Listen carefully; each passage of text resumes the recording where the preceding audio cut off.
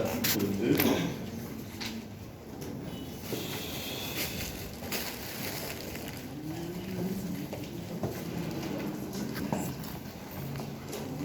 Versets 4 et 5.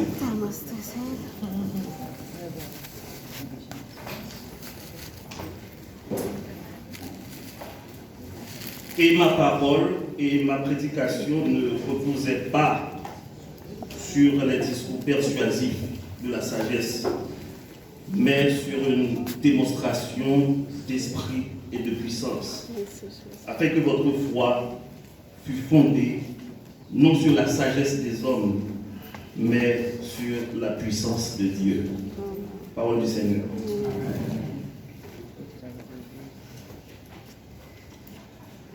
Comme annoncé, je voudrais terminer cette série de prédications autour de ce sujet, l'équilibre sacré entre l'onction divine et l'excellence académique.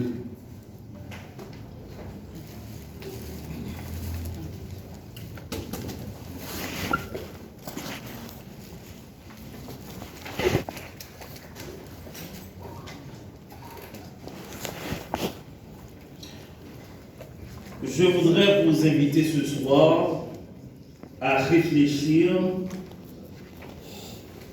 à cette vérité fondamentale qui constitue le pilier incontournable de toute vocation ministérielle véritable. C'est l'équilibre sacré, la symbiose impérative entre l'onction divine et l'excellence académique.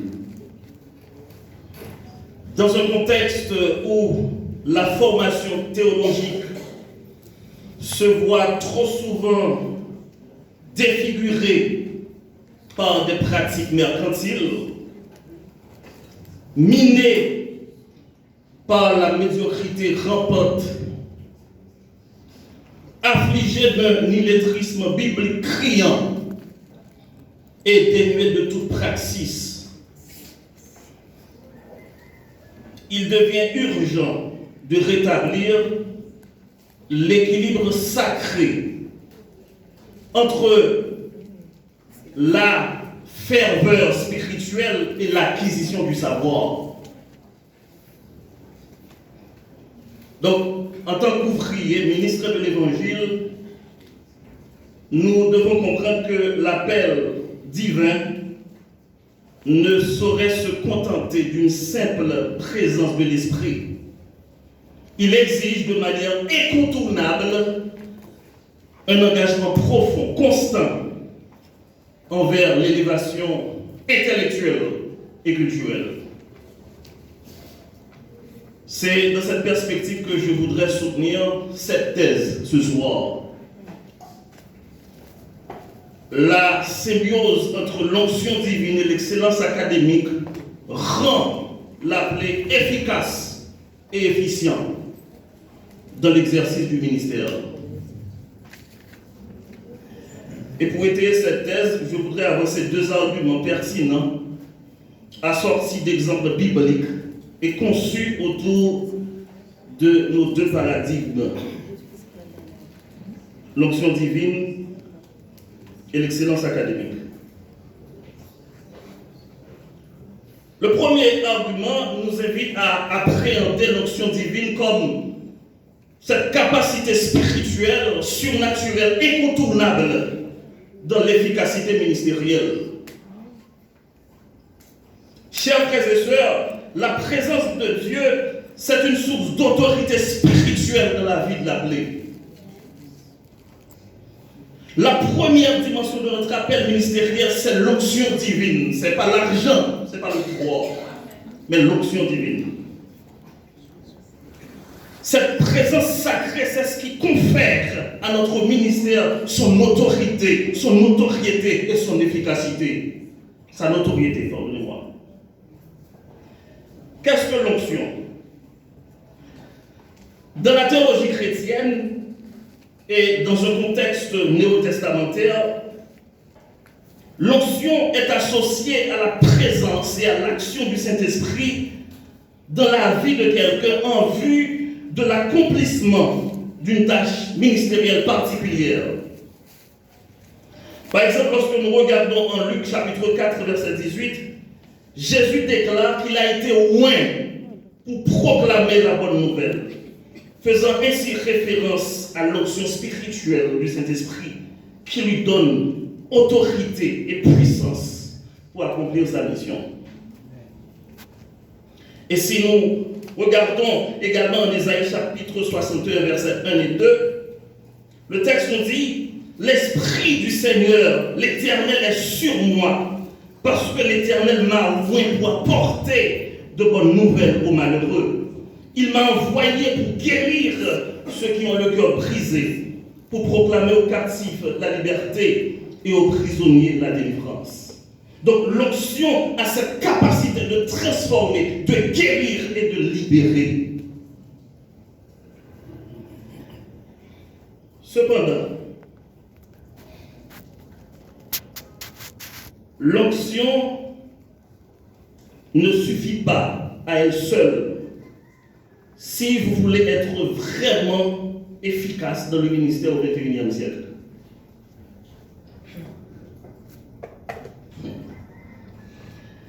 Sans la formation académique, cette puissance peut être mal dirigée ou mal interprétée. Et c'est ce que Paul essaie de nous expliquer ici en 1 Corinthiens chapitre 2, versets 4 et 5. Et ma parole et ma prédication n'ont pas été accompagnées de discours persuasifs de sagesse, mais de démonstration d'esprit et de puissance, afin que votre foi fût fondée non sur la sagesse des hommes, mais sur la puissance de Dieu. Cette déclaration met en lumière la nécessité d'une congruence, d'une combinaison, d'une connectivité de l'onction et l'intellect. L'onction divine, c'est le moteur spirituel, mais elle doit être accompagnée par la sagesse et les connaissances acquises par une formation académique et ministérielle sérieuse.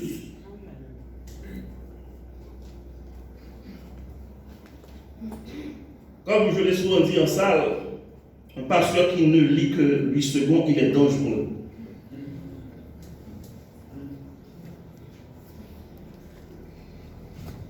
L'ignorance ministérielle dans le ministère, c'est grave et c'est gravissime. Notamment dans le contexte haïtien, marqué surtout par le mercantilisme, l'amateurisme pastoral et le manque de rigueur académique. L'absence d'une formation adéquate peut conduire à des erreurs doctrinales gravissimes et à une gestion inefficace de l'Église de Jésus-Christ. Il est dit dans le livre de Proverbes, chapitre 4, verset 7, la sagesse est la principale chose. Acquiert la sagesse, acquiert la connaissance. Et avec tout est bien, acquiert l'intelligence.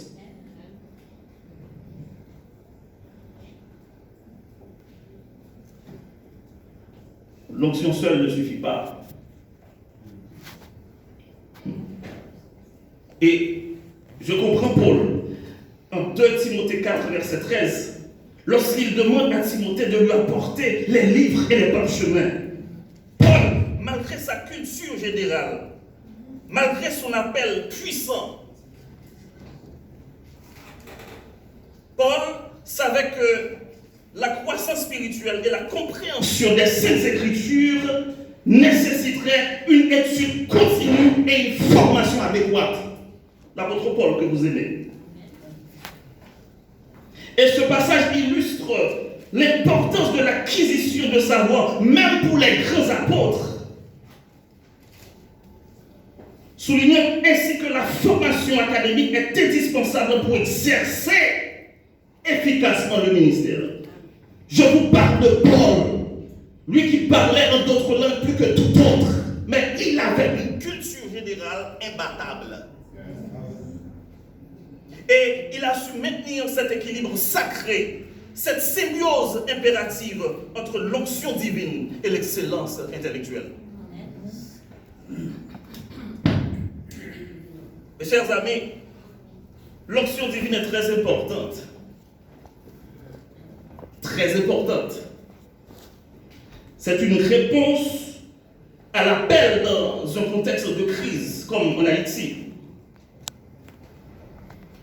où le ministère se trouve souvent sous l'emprise des forces sociales, politiques, économiques. L'onction divine est l'unique réponse véritable à l'appel de Dieu. Donc, il est urgent de retrouver la présence tangible du Seigneur dans nos vies en tant qu'appelés.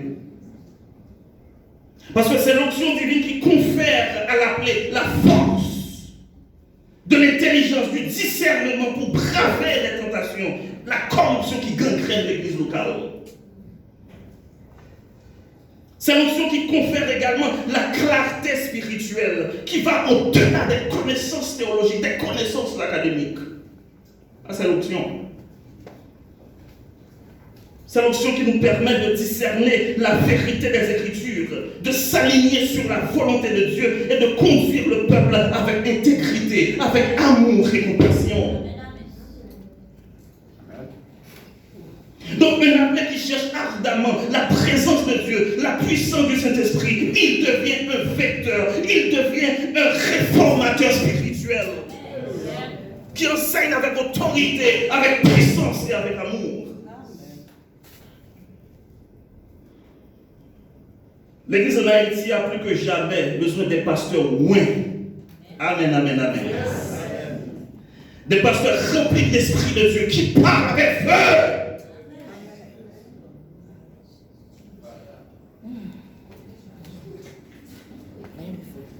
L'onction, c'est une garde-fou contre les pratiques mercenaires dans les églises.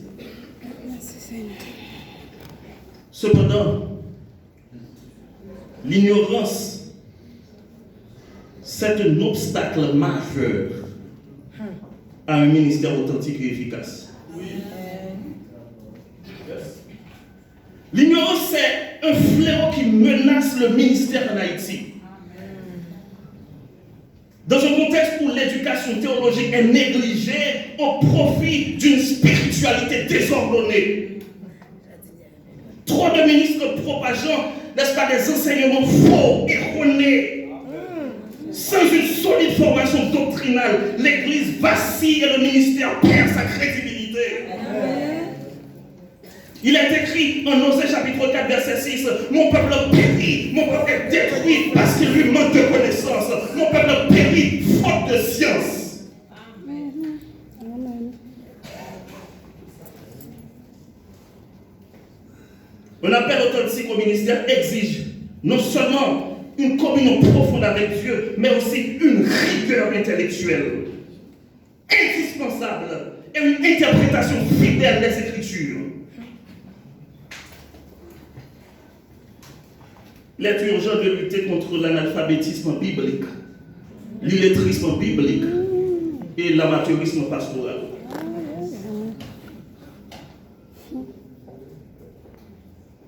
Parce que l'ignorance doctrinale, c'est un obstacle à une église saine.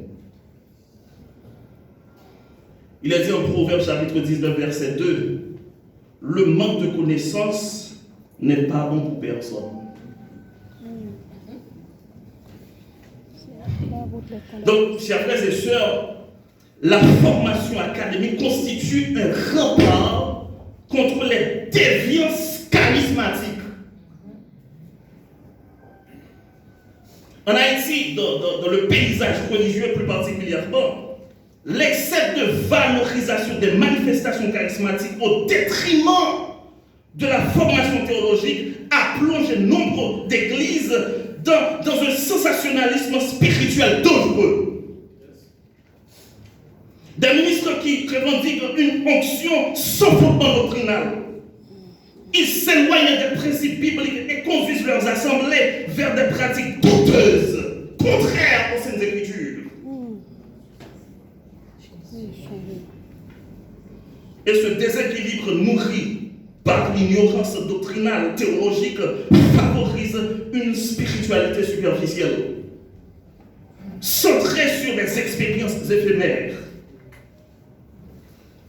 Alors que l'apôtre Paul nous exhorte en 2 Timothée 2, verset 15, dispensez droitement la vérité. La parole de la vérité, dispensez-la droitement.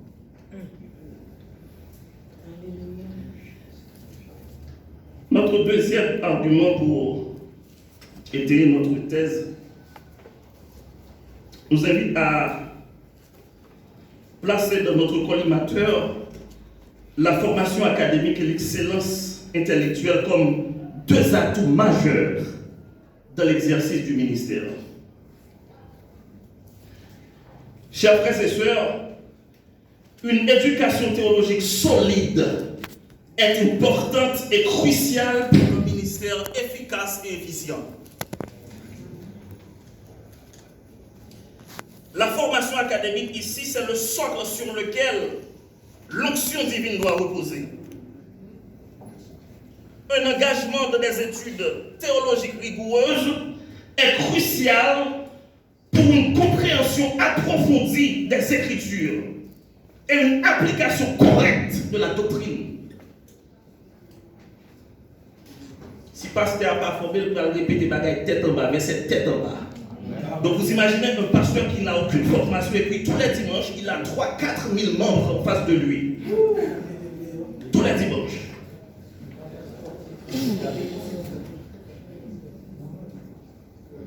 L'exemple de Paul qui conseille à Timothée de continuer à se creuser la cervelle, de continuer à philosopher, de continuer à étudier, c'est un modèle pour nous autres aujourd'hui. La Bible nous dit en Proverbe 1,5 que le sage écoute et il augmente son savoir et que l'homme intelligent acquiert de l'habilité.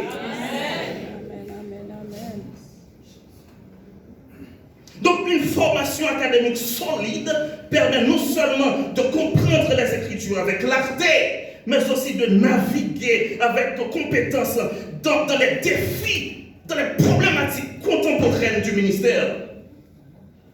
Donc si le pasteur ne va pas à l'école, il ne saura pas analyser, faire ses analyses pour comprendre les choses.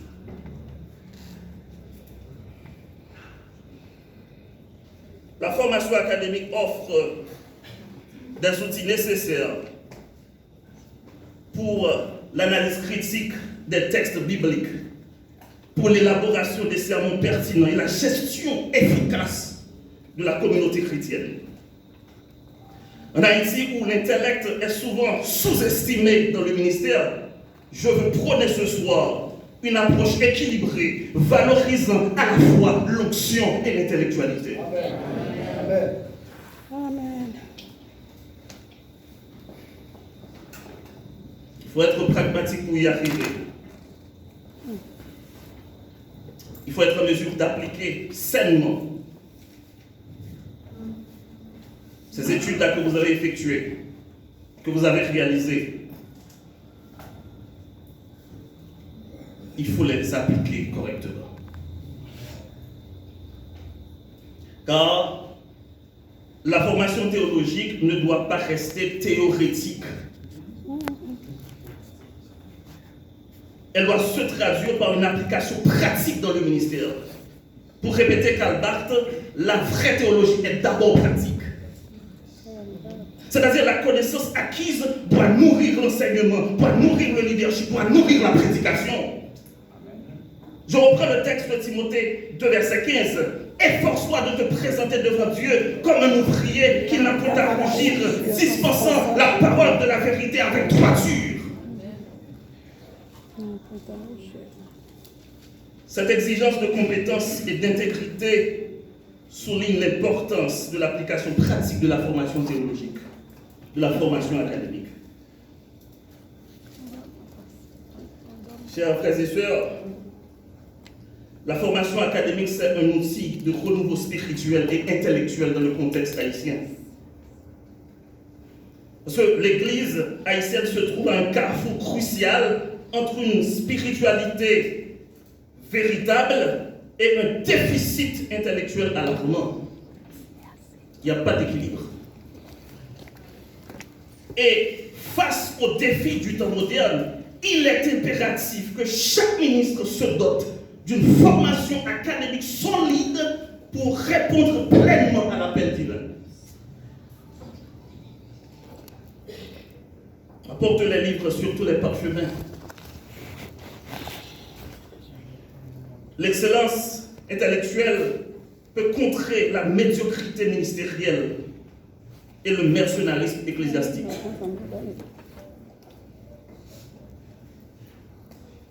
La formation continue, c'est un devoir sacré pour répondre aux défis contemporains du ministère en Haïti. Un devoir sacré.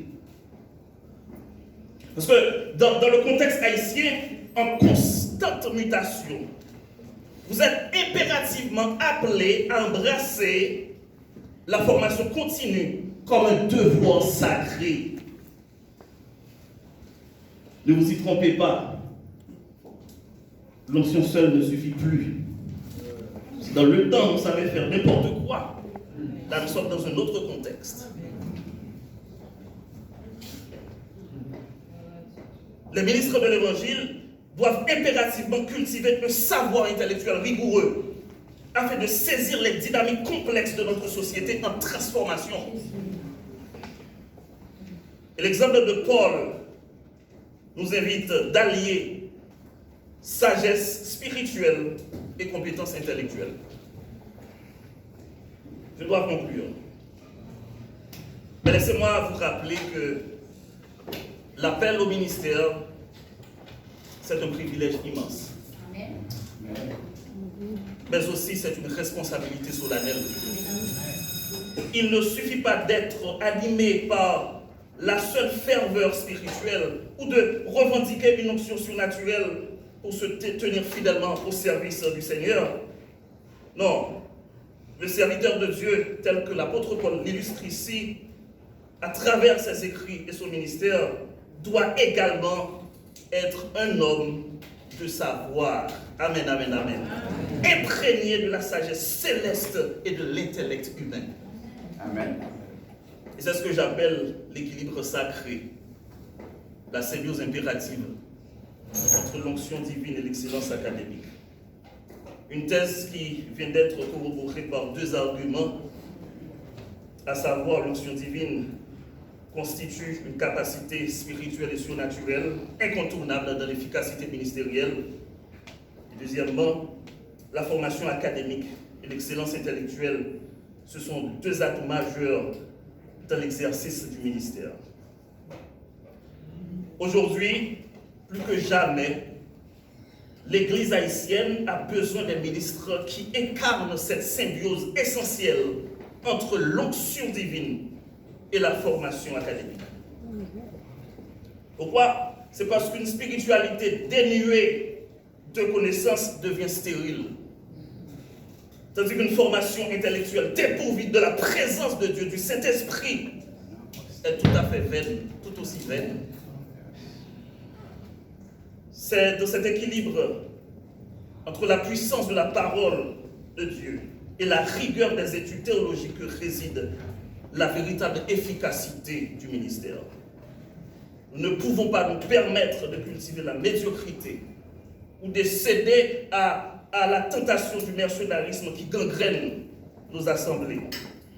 Il est donc impératif de prendre à cœur, en conjurant onction et intellectualité, afin d'être des artisans de l'édification spirituelle et sociale de notre nation, pour la gloire de Dieu et le salut de notre peuple. Que Dieu nous accorde la sagesse, le discernement et la force de toujours poursuivre cette voie d'excellence dans notre ministère. Qu'il en soit ainsi pour vous et que Dieu vous bénisse abondamment. Amen.